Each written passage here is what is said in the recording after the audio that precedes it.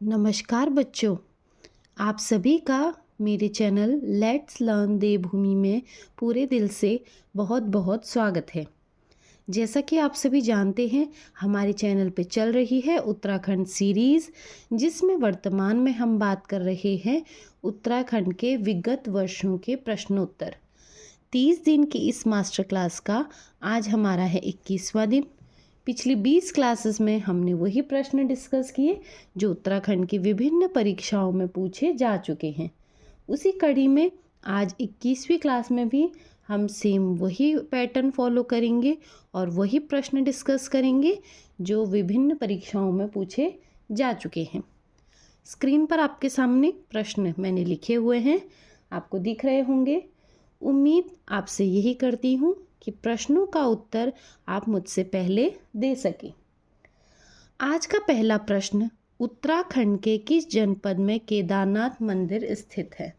मैंने आपको पहले भी बोला था कि जो भी धाम है, वो मंदिर या जो प्रमुख धाम है हमारे उत्तराखंड के, वो किस जनपद में स्थित है, ऐसे प्रश्न बनते हैं। तो केदारनाथ मंदिर हमारा रुद्रप्रयाग में स्थित है। आपको चारों के चारों धाम किस किस जनपद में है, वो जनपद समूह भी परीक्षा में पूछा जाता है, इसीलिए वो आपको पता होना चाहिए। आज का दूसरा महत्वपूर्ण प्रश्न, उत्तराखंड का उच्च न्यायालय कहाँ स्थित है? तो हाई कोर्ट हमारे स्टेट का उत्तराखंड का कहाँ है? यह है नैनीताल में स्थित। आज का तीसरा प्रश्न, उत्तराखंड का कुल क्षेत्रफल कितना है? बच्चे अक्सर क्षेत्रफल पढ़ तो लेते हैं, लेकिन ऑप्शन देख के थोड़ा कंफ्यूज हो जाते हैं। अब ये प्रश्न बना हुआ है तो कुल क्षेत्रफल है 53,483 वर्ग किलोमीटर। अगला प्रश्न, उत्तराखंड में IIM कहाँ स्थित है? तो हमारे राज्य में IIM काशीपुर में स्थित है। और अगर आपसे जनपद पूछेगा तो जनपद हो जाएगा उधम सिंह नगर।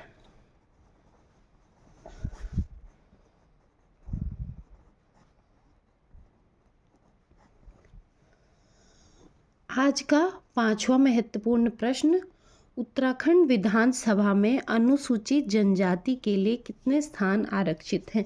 यह प्रश्न काफ़ी बार रिपीट हो चुका है। तो अनुसूचित जनजाति के लिए 2 सीटें आरक्षित हैं। आज का छठा प्रश्न, द्रोण सागर ताल किस जनपद में स्थित है? तो द्रोण सागर ताल हमारा अगर स्थान पूछेगा तो काशीपुर। वैसे यहाँ पे आपसे जनपद पूछा गया था तो जनपद उधम सिंह नगर है। अगर उधम सिंह नगर के किस स्थान पे द्रोण सागर ताल है पूछेगा तो काशीपुर में ही स्थित है। अगला प्रश्न, गढ़वाली समाचार पत्र के संपादक कौन थे? गढ़वाली समाचार पत्र के जो संपादक थे उनका नाम था विशंबर दत्त चंदोला। विशंबर दत्त चंदोला। बढ़ेंगे 8वें प्रश्न की तरफ। हमारा आज का 8वां प्रश्न है, वर्ष 2016 में उत्तराखंड में राष्ट्रपति शासन संविधान के किस अनुच्छेद के अंतर्गत लगाया गया? अब हमको ये तो पता है 2016 में उत्तराखंड में क्या लगा था, राष्ट्रपति शासन लगा था। प्रश्न ये भी आया हुआ था कि राष्ट्रपति शासन कब लगा था, तो यह 27 मार्च 2016 को लगा था। लेकिन प्रश्न यहाँ पर क्या पूछ दिया कि संविधान के कौन से अनुच्छेद के अंतर्गत वह राष्ट्रपति शासन लगाया गया था? तो वो अनुच्छेद या वह आर्टिकल है अनुच्छेद 356 के अंतर्गत आता है राष्ट्रपति शासन। अगला प्रश्न, पृथक उत्तराखंड राज्य निर्माण का कारण था? उत्तराखंड आपको पता है पहले उत्तर प्रदेश में ही सम्मिलित था, फिर इसको अलग करने की डिमांड क्यों बनी? किसी चीज़ को किसी से अलग किया जाता है तो उसके पीछे कोई कारण होता है। तो वह कारण क्या था कि यहाँ पे क्या था, असंतुलित विकास हो रहा था। और जो पहाड़ी क्षेत्र है, क्योंकि उत्तराखंड में क्या है, अधिकतर 86% क्या है आपका पहाड़ी पर्वतीय राज्य है हमारा। और वह पर्वतीय राज्य क्या है, उसका विकास शहर के कंपैरिजन, शहर की तुलना में बहुत कम हो रहा था। इसीलिए क्या था, अलग राज्य निर्माण का कारण क्या बना, असंतुलित विकास। असंतुलित विकास व पिछड़ापन।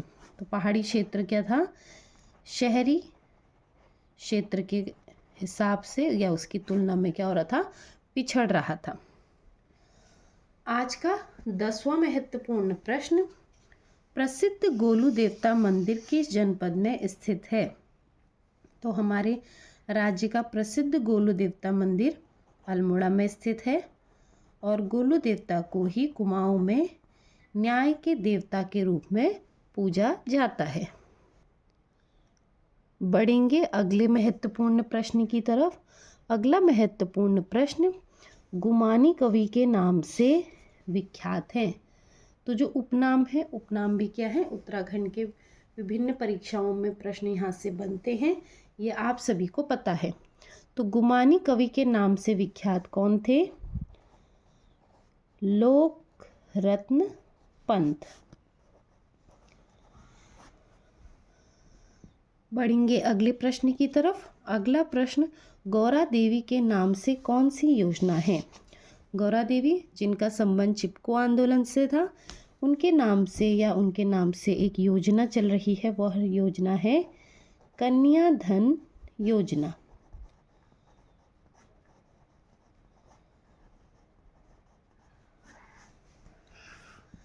आज का 13वां महत्वपूर्ण प्रश्न, कूर्मांचल केसरी के नाम से कौन जाने जाते हैं? तो कूर्मांचल केसरी के नाम से जाने जाते हैं बद्रीदत्त पांडे। बद्रीदत्त पांडे को जाना जाता है कूर्मांचल केसरी के नाम से। इस प्रश्न का उत्तर लगभग सभी ने सही दिया होगा, ऐसी मैं उम्मीद आपसे करती हूँ। अगला प्रश्न, उत्तराखंड के किस भाग में पाताल तोड़ कुएं पाए जाते हैं? किस क्षेत्र में पाताल तोड़ कुएं पाए जाते हैं? तो वह है भाबर क्षेत्र में।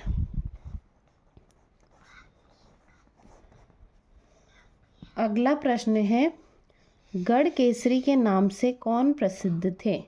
तो गढ़ केसरी के नाम से प्रसिद्ध थे अनुसुईया प्रसाद बहुगुणा।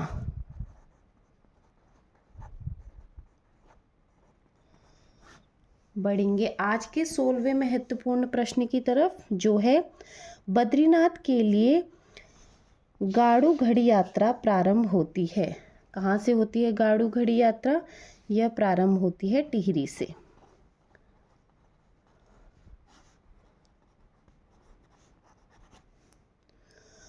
अगला प्रश्न, कोटेश्वर बांध का निर्माण किस नदी पर किया जा रहा है? बहुत बार रिपीट हो चुका है ये प्रश्न, आपको भी पता है। तो कोटेश्वर बांध का निर्माण जो है वह भागीरथी नदी के ऊपर ही किया जा रहा है। बढ़ेंगे अगले प्रश्न की तरफ। अगला प्रश्न, खुदाई पूजा के लिए उत्तराखंड में कौन सा मंदिर प्रसिद्ध है? तो खुदाई पूजा के लिए हमारे राज्य का जो मंदिर प्रसिद्ध है वो है कोटकी माई मंदिर।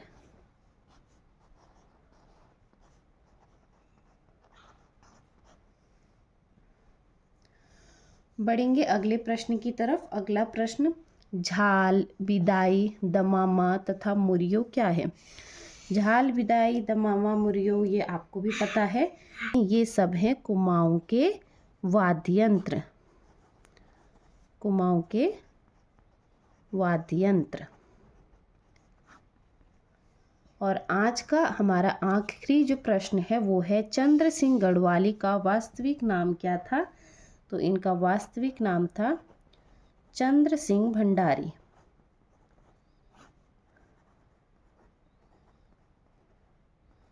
तो आज के वीडियो में मैं आपके लिए केवल 20 प्रश्न लेकर आई हूँ। यह 20 प्रश्न क्या है, हमारे उत्तराखंड लोक सेवा आयोग में पूछे हुए प्रश्न हैं। इसीलिए इनको कलेक्ट करने में थोड़ा सा मुझे टाइम लगा। बाकी उम्मीद करती हूँ कि आपको आज के जो प्रश्न हैं वो अच्छे लगे होंगे, इंटरेस्टिंग लगे होंगे। कहीं पर कोई डाउट होता है तो आप कमेंट बॉक्स में कमेंट करके अपना डाउट क्लियर कर सकते हैं। बाकी मेरे वीडियो को प्लीज़ ज़्यादा से ज़्यादा शेयर कीजिए, ज़्यादा से ज़्यादा बच्चों को हमारे चैनल से जोड़ने का प्रयास कीजिए, ताकि क्या हो, मुझे भी मेहनत करने में और मज़ा आए और मैं भी आपके लिए ज़्यादा से ज़्यादा कंटेंट लेकर आ सकूं। तो इन्हीं शब्दों के साथ आपसे विदा लेना चाहूँगी। बाकी आप सभी का मेरे चैनल से जुड़े रहने के लिए पूरे दिल से बहुत बहुत धन्यवाद।